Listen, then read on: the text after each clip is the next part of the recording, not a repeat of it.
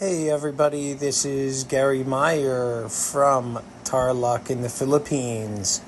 Many of you know me doing cat work in Brazil, Thailand, United States, and also the Philippines. But I also grew up not even liking cats. That's the ironic part. So in this particular case, I see this dog. It looks like the uterus is hanging out. I'm really not sure. It's definitely emaciated, and for my Philippine friends, that's a big word for saying starving. So I talked with the owners here, and then I asked their permission. They said they couldn't go or something, and I don't want any legal problems or anything, so I even filmed them saying yes, they would consent, and I said I'll pay for a spay on it, and I said, but it might be very high risk because this dog has pre-existing conditions, meaning a lot of existing medical conditions. At that point, they said, okay, but the dog is 10 years old.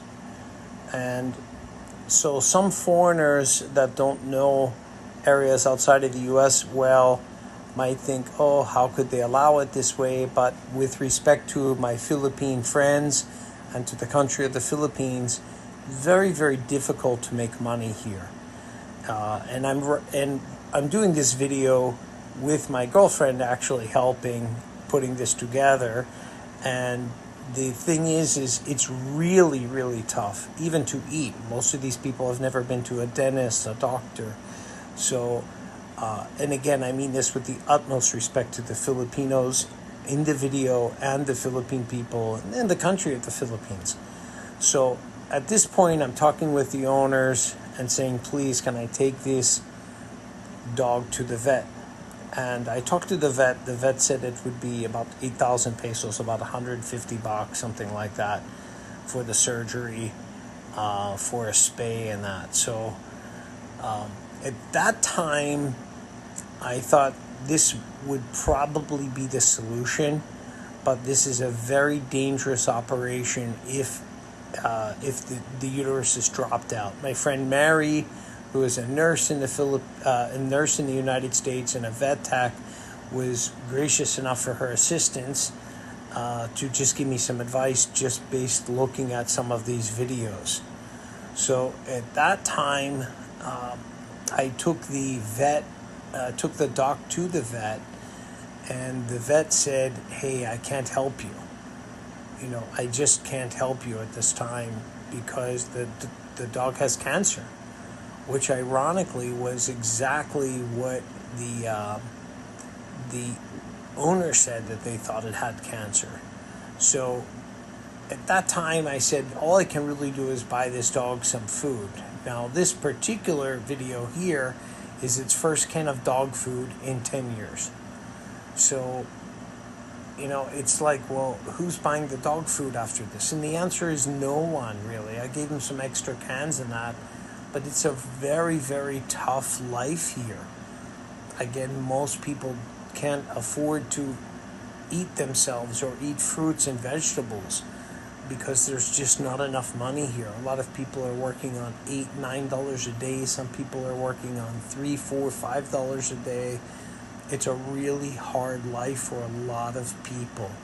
So you'd say, well, how do animals fit into this? A lot of animals here don't have names.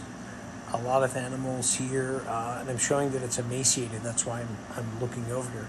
They don't have names. They're more like a utility, like a guard dog or something. So a lot of Americans, for example, where I'm from, would be appalled by the conditions, like there's no water out or there's no food. It's the harsh reality of some other countries. And again, I mean that with respect. It's very tough to make money here. So there's even eating dogs behind this area, very close to here. And they'll say, no, they don't eat dogs. But the fact is these people are even telling us, yes, they're eating dogs. Kill a dog with wooden stick and charge 500 pesos for the carcass. It's happening. Yes, it's terrible, but people need to eat. It's the reality of things here. So I do the best I can in this country. This is actually at the vet. The dog is in there. We paid for 2 tricycles, or I paid for 2 tricycles. It was 700 pesos, which is, I don't know, about $13 or something. So I do the best I can here. I mainly do cats, but sometimes I just can't resist and help where I can. So I don't need money, but thanks so much for looking, and I'll post more. God bless you.